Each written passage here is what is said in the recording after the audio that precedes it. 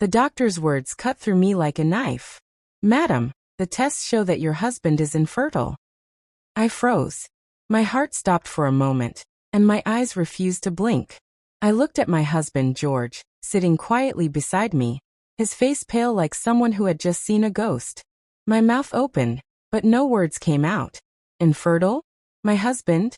The man I had prayed with, fasted with, and hoped with for years? The man everyone thought was the strong one in our marriage? The room started spinning. I wanted to scream, but my throat was dry. I wanted to cry, but my eyes felt like stone. George's hand trembled as he tried to hold mine, but I pulled away. I couldn't touch him. I couldn't even breathe. How could this be true? For years, they called me barren. For years I carried the shame, the insults, the whispers from neighbors and even family. But now, the truth was sitting in front of me. It was never me. It was him. The doctor's voice kept echoing in my ears. "Your husband is infertile. He cannot father children." Those words slammed against my chest over and over like heavy hammers. I looked at George again. He wouldn't meet my eyes. He just stared at the floor like a man who had lost everything. At that moment, anger boiled in me. How long had he known? Did he hide this from me? Did he allow me to suffer all those years of shame while he kept quiet? I wanted to shout. I wanted to stand up and tell the world what I had just heard. But I couldn't. My body shook, my lips trembled, and hot tears finally spilled down my face. The truth had come out, but it didn't come with peace. It came with war. Just when I thought the pain couldn't be worse, George whispered the words that broke me completely. "Grace." I already knew. My whole body went cold. My ears rang. I almost fell from the chair. He knew? All along he knew? Before I could say a word, my knees gave way, and darkness swallowed me. That was the day my whole life turned upside down. But to understand how I got to that shocking day in the doctor's office, I must take you back to where it all began. I was only 22 when I married George. He was tall, handsome, and gentle. Everyone admired our love story. I thought I had found my prince. He was kind, patient, and hardworking. When he asked me to marry him, I didn't even hesitate. I believed he was the man God sent to me. Our wedding day was full of joy. My mother cried tears of happiness, and my father kept saying, "George will take care of you." I believed it too. I had no reason not to. I moved into his house with excitement, ready to build a new family together. First, everything was beautiful. We laughed together, cooked together, and even prayed together every night. I felt like the luckiest woman alive. But as months turned into years, something began to trouble me deeply. I wasn't getting pregnant. First, I told myself to be patient. Maybe it was too early. Maybe God wanted us to enjoy our marriage first before bringing children. But after 1 year, then 2, then 3, the patience began to wear off. People started to talk. My mother-in-law especially grew restless. She would call me aside and say things like, "Grace, what are you waiting for? Give us a child." Her words pierced my heart. I wanted children more than anyone. Every month when my period came, I would cry silently in the bathroom so George wouldn't see me. But the worst part was not just my tears. It was the silence of my husband. He never complained, but he never offered comfort either. He just kept saying, "It will happen, Grace. Let's keep praying." I believed him. I kept fasting, praying, and going from one church program to another. I drank bitter herbs, followed strange instructions from prophets, and even stayed awake nights crying to God. But still no baby. The insults increased. Neighbors whispered when I walked past. Family members avoided me during gatherings.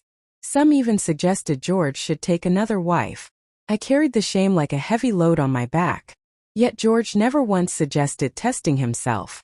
Not once. He just let the world point all the fingers at me. But there was one night that changed everything. I will never forget it. It was our 7th year of marriage. I had just returned from a church program where they prayed for barren women. My whole body smelled of anointing oil. I was tired, broken, and still childless. That night I begged George again. "Please, let's go for tests together. Maybe the problem is not me. Maybe we both need to check." His reaction shocked me. He got angry. His face turned red and he shouted, "Are you saying I am the problem? Are you insulting me?" I froze. George had never shouted at me before. But that night he did. He refused, stormed out of the room, and slept on the couch. That was when suspicion entered my heart. Why was he so scared of tests? Why would he rather let me suffer shame than face the truth? I tried to bury the thought, but it kept growing. And then one day my worst fear came true. It was a Sunday afternoon. We had just returned from church when George's phone rang. He stepped outside to take the call, but his voice carried inside. I heard him say, "Doctor, I don't want her to know. Please don't tell her." My heart dropped. Doctor? Don't tell her? What was George hiding from me? That was the beginning of my secret investigation. I knew something was wrong, and I was determined to find out. I will never forget the day I followed George to the hospital secretly. What I discovered that day shook me to the core, but it was only the beginning of a storm that would nearly destroy our marriage. The words I heard that day refused to leave my mind. Doctor, I don't want her to know. Please don't tell her. George's voice echoed again and again in my head like a drum. He was hiding something from me, something very big. My chest felt tight, and my stomach churned. For years, I had carried the shame of barrenness, the whispers, the insults, the tears, but now it seemed the truth was different. That night, George returned inside as if nothing had happened. He smiled at me, asked me about dinner, and even tried to hold my hand. But I wasn't the same. My heart was racing, and my eyes followed every move he made. I served him food, but I didn't eat. My mind was already working on a plan. I had to find out what George was hiding. The next morning, I woke up early, even before George. I pretended to be asleep when he got dressed for work. But the moment he stepped out of the house, I jumped out of bed. I ran straight to his drawer, searching for clues. My hands trembled as I pulled out files, receipts, and envelopes. At first, I found nothing. Then, under a pile of old documents, I saw a white envelope with the hospital's logo printed boldly on it. My heart thumped. I opened it quickly. Inside was a test result paper. My eyes scanned the lines until I saw it. Semen analysis. I froze. My hands shook so badly the paper almost fell. I forced myself to read further. The words blurred through my tears, but I could make out the main line. No sperm cells found. I gasped loudly, covering my mouth with both hands. My whole body went cold. It was true. George was infertile. He had known all along. He had let me suffer for years, knowing fully well that the fault was his. I sat on the floor, holding that paper like it was a burning coal. I cried silently, rocking back and forth. 1,000 questions filled my head. Why didn't he tell me? Why did he let me carry the shame? Why did he allow his mother and family to insult me? I wiped my tears and put the paper back quickly before George returned. But inside me, something had changed. I no longer saw George as the man who protected me. I saw him as the man who betrayed me. For days I pretended nothing was wrong. I smiled, cooked, and even prayed with him. But inside I was burning. I wanted to confront him, to scream at him, to show him the paper. But another part of me was scared. What if he denied it? What if he accused me of snooping? I needed to be wise. So I decided to dig deeper. One evening, I followed him secretly. He told me he was going to see a friend, but my heart told me otherwise. I waited for him to leave, then grabbed a scarf, tied it around my head, and hurried behind him, keeping my distance. George walked fast, glancing around nervously. My heart pounded as I followed him through the streets. Finally, he entered a hospital building. I stopped at the gate, hiding behind a pillar. My whole body shook as I waited. Minutes later, I saw him walk out with the same doctor he had spoken to on the phone. They shook hands, and I could hear faint bits of their conversation. "Don't worry, George," the doctor said. "I'll keep your secret. But your wife will find out one day. Secrets never last forever." I almost screamed. My knees grew weak, and tears filled my eyes again. This was it. The truth was out. George had been lying to me, lying to everyone. I turned quickly and walked away before they could see me. My legs felt like they were made of stone. But I forced myself home. I locked the door behind me and collapsed on the floor. My chest hurt from the weight of betrayal. I wanted to leave. I wanted to pack my things and run far away. But where would I go? What would people say? If I left George, the world would still blame me for childlessness. They would never believe it was him. That night I didn't sleep. I lay awake beside George, staring at him in the dark. He slept peacefully, snoring lightly, while I drowned in silent tears. My heart was heavy with anger, sorrow, and confusion. The next morning, I couldn't hold it in any longer. As soon as George sat at the table for breakfast, I slammed the test result paper in front of him. His eyes widened. "What is this, George?" I shouted, my voice breaking. He froze, his spoon halfway to his mouth. His face drained of color. "Grace, where did you get this?" "That's not the question," I cried. "The question is, how long have you known? How long have you been lying to me? How long did you plan to keep this from me?" George opened his mouth, but no words came out. He tried to grab my hand, but I pulled away. "Answer me," I screamed, my voice shaking the walls. Finally, he whispered, "I knew before we married." My whole world shattered. I staggered back like someone had slapped me. Before we married? He knew all along? He let me walk into this marriage, knowing I would never bear his child? "George, you deceived me," I sobbed. "You deceived me." Tears rolled down his face, but I couldn't pity him. My anger was stronger than my pain. "Why didn't you tell me?" I cried. "Why did you allow me to carry this shame for years?" George buried his face in his hands. "I was afraid, Grace. I thought if you knew, you would leave me. I loved you too much to lose you." His words cut me deeper. Love? Was it love to let me suffer insults, to let me drink bitter herbs, to let me fast and pray for children that would never come? Was it love to let his family call me barren while he kept silent? I stood up, shaking. "George, this is not love. This is wickedness." I stormed out of the house, tears blinding my eyes. I walked aimlessly through the streets, not caring who saw me. My heart was in pieces. I didn't know what to do, where to go, or who to tell. I ended up at my mother's house. The moment she saw me, she knew something was wrong. "Grace, my daughter, what happened?"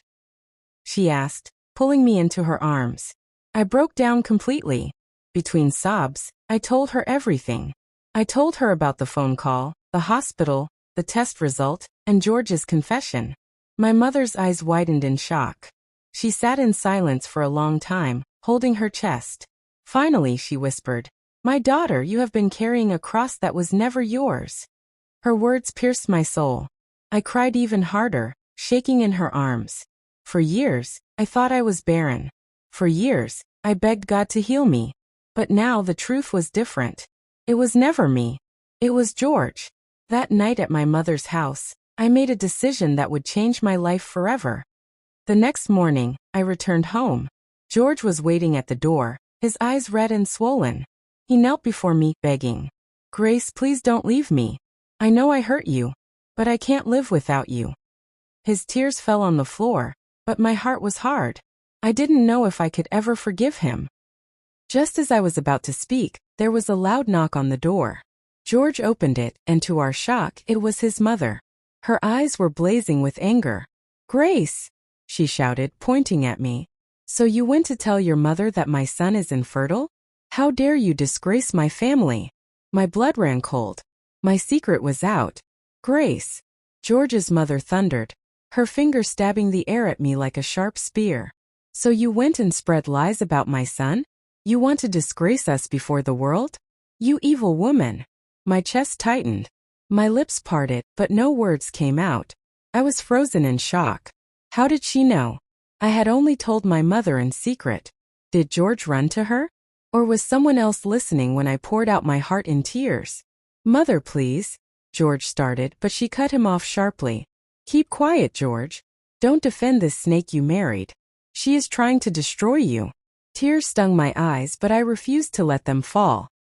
For years, this woman had called me barren, cursed me in whispers, and shamed me at every family gathering.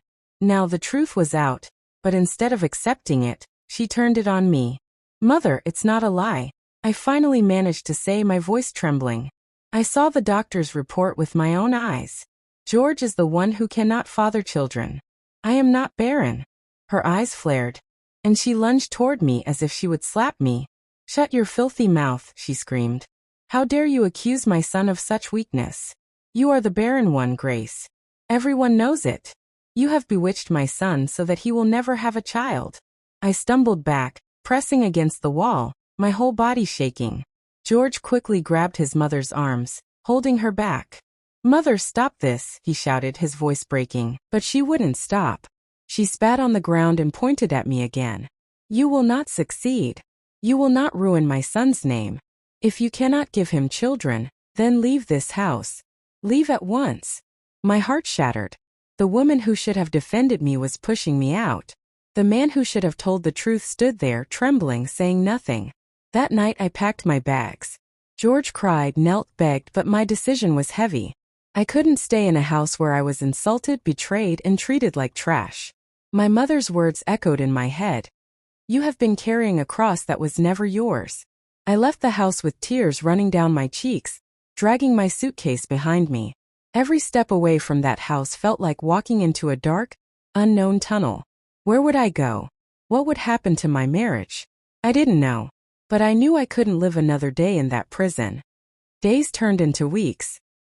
I stayed with my mother trying to heal, but the pain clung to me like a shadow. Neighbors gossiped, whispering, "Grace has left her husband. She's barren. She's a disgrace." They still didn't know the truth, and I didn't bother correcting them. What would be the use? Who would believe me over George? One afternoon, as I sat by the window staring blankly at the sky, my mother came to me. She held my hand gently. "Grace, my daughter, life is not over. Sometimes God allows storms to push us to our destiny. You must decide, will you let this pain bury you, or will you rise?" Her words touched me deeply, but my heart was still heavy. I loved George. Despite his lies, I loved him. Despite his betrayal, a part of me still longed for him. I wrestled with myself day and night. Should I go back? Should I move on? Then one evening George came to see me. His eyes were sunken, his face pale. He had lost weight. He knelt before me in front of my mother and cried like a child. "Grace, please forgive me," he begged. "I know I wronged you. I should have told you the truth from the start. I was afraid of losing you. Please don't leave me." I looked at him, my heart torn in two. My mind screamed at me to run, but my heart whispered to stay. I saw the broken man before me, the man I once loved deeply.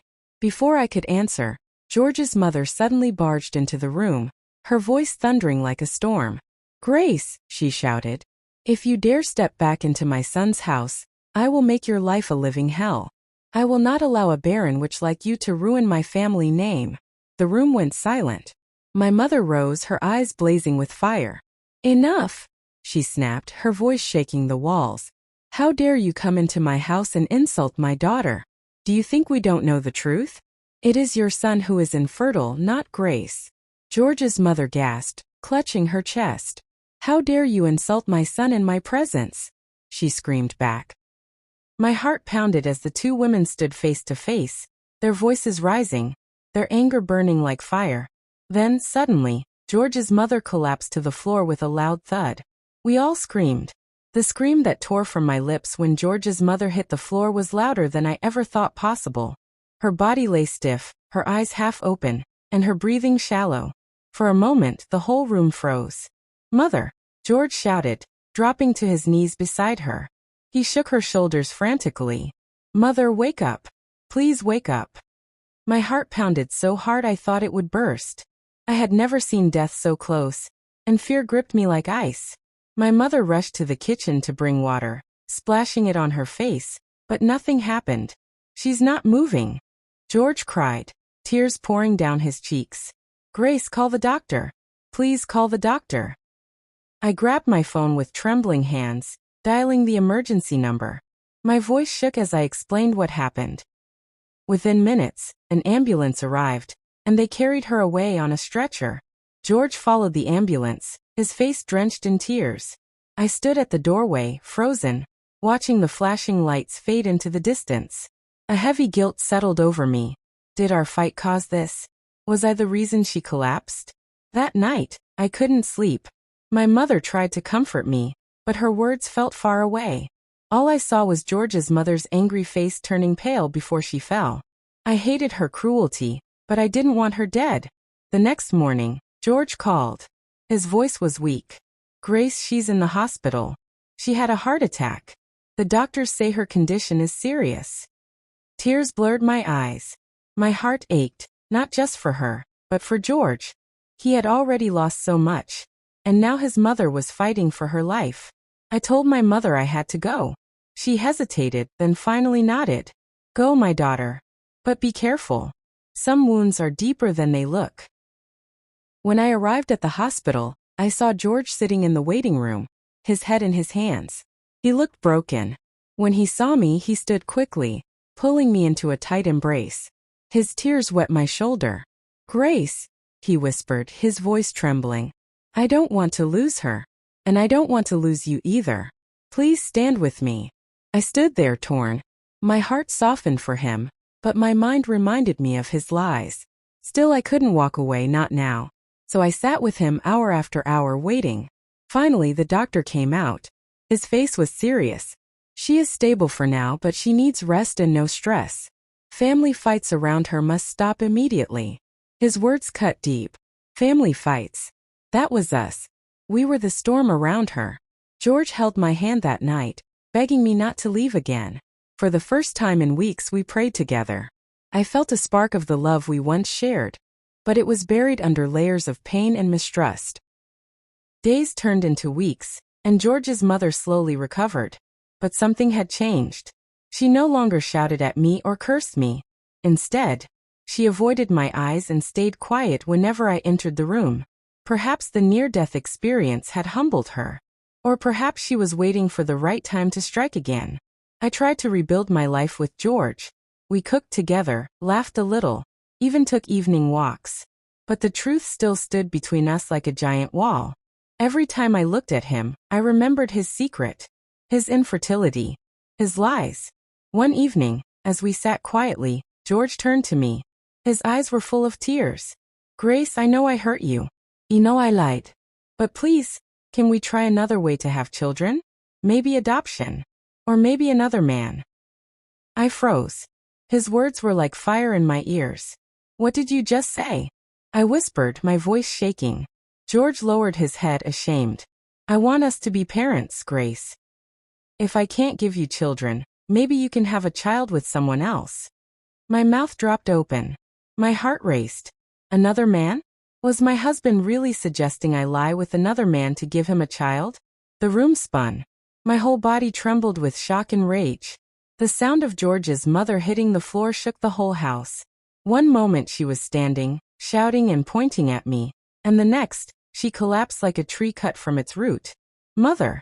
George screamed, rushing to her side. His hands trembled as he shook her. Mother, please wake up. My mother and I froze for a second, fear gripping us. Then my mother shouted, don't just shake her, lift her up. We must take her to the hospital. George's hands shook as he held his mother's limp body. Tears streamed down his face. Mother, please don't die on me, he whispered over and over as we hurried to the hospital. The ride felt endless. My heart raced. I hated this woman for the pain she caused me, for the insults she threw at me, for trying to throw me out of her son's life. But seeing her lifeless body in George's arms, I felt something I didn't expect, fear. What if she died? Would they blame me? Would George hate me forever? When we arrived at the hospital, doctors rushed her into the emergency room. George paced up and down the waiting area, his hair disheveled, his eyes swollen from crying. I sat on a chair, trembling. My mother sat beside me, whispering prayers under her breath. Minutes turned into hours.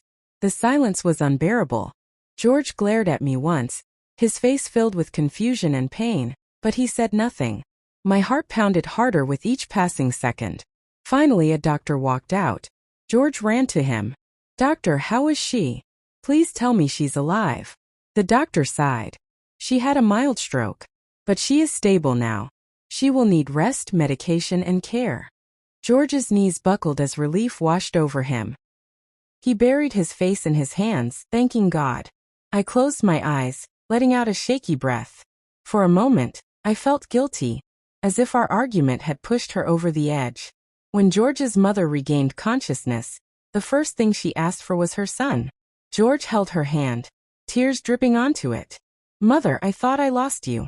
But when her eyes shifted and landed on me, her face hardened again. Her lips trembled as she whispered weakly, "George, send her away. That woman is the cause of my sickness." The words stabbed me like a knife. Even in her weakness, she still blamed me. My throat tightened, and tears threatened to spill. George looked at me, then back at his mother. He didn't answer. His silence was louder than words. Days later, George's mother was discharged and taken back home. George stayed mostly with her, leaving me at my mother's house. The distance between us grew like a wall. We hardly spoke. When we did, it ended in tears or silence. I cried at night, clutching my pillow. My marriage felt like it was slipping through my fingers, and I didn't know what to do. I loved George, but how could I live with his lies and his mother's hatred? Then one evening, George came to see me again. His face looked tired, his clothes wrinkled. He sat quietly for a long time before finally speaking. "Grace, I want us to try something." My heart skipped. "Try what?" He looked down at his hands. "Adoption. Or maybe another way. We can find a man to help us." My mouth fell open. I couldn't believe what I was hearing. "George, are you saying I should sleep with another man to give you a child?" He looked away, shame covering his face. "I don't want to lose you, Grace. My mother, my family. The pressure is too much.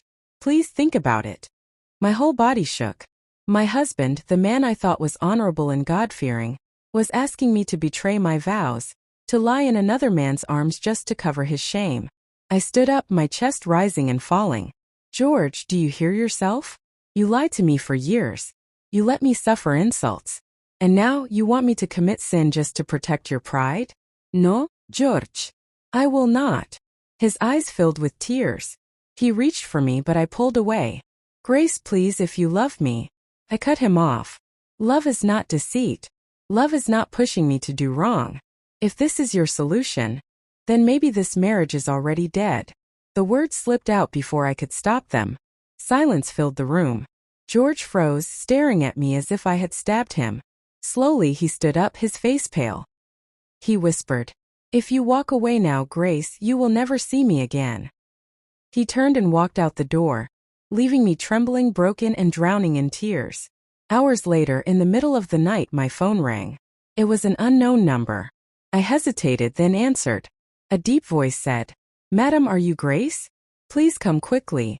Your husband has been in an accident." My phone slipped from my hand. The night George had the accident changed everything. When I arrived at the hospital, my heart was pounding so fast I thought it would stop. Seeing him lying on that bed, his body weak and bruised, tears poured down my face uncontrollably. In that moment, I realized something very deep. Life is too short to live in anger. Yes, George lied to me. Yes, he betrayed my trust. Yes, his mother treated me cruelly. But staring at him, weak and fragile, I knew one thing. Holding on to bitterness would only destroy me. I forgave him, not because he deserved it, but because I needed peace for myself. Forgiveness does not mean forgetting, and it does not mean excusing the wrong. But it means releasing the weight from your own heart. George slowly recovered from the accident. Our marriage was never the same, but it also didn't end in hatred. We found a middle ground. We couldn't have children by blood, but we eventually adopted a little girl who filled our lives with joy. For the first time in many years, I felt like a mother. As for George's mother, she never truly accepted me, but after her health scare, her voice grew softer. She no longer insulted me the way she used to. Maybe she realized that pride and anger could not change reality. My story is not one of fairy tales. It is a story of betrayal, pain, healing, and survival. When the doctor said my husband was infertile, my world crashed. But I lived to tell it. I survived what was meant to bury me. And to anyone listening to my story now, here is the lesson. Life will not always go the way we plan. People will hurt us, lie to us, and even betray us. But how we choose to respond will shape our future. Do not let pain turn your heart into stone. Do not let shame define who you are. And above all, remember this. Your value is not tied to whether you can bear children, or whether people approve of you. Your value comes from God, and nothing can take that away. Today, When I look at my little girl playing and laughing, I smile through the scars of my past. Because in the end, pain did not bury me. It shaped me. It taught me to rise, to forgive, and to keep living. This is my untold struggle. This is my truth. And this is my victory.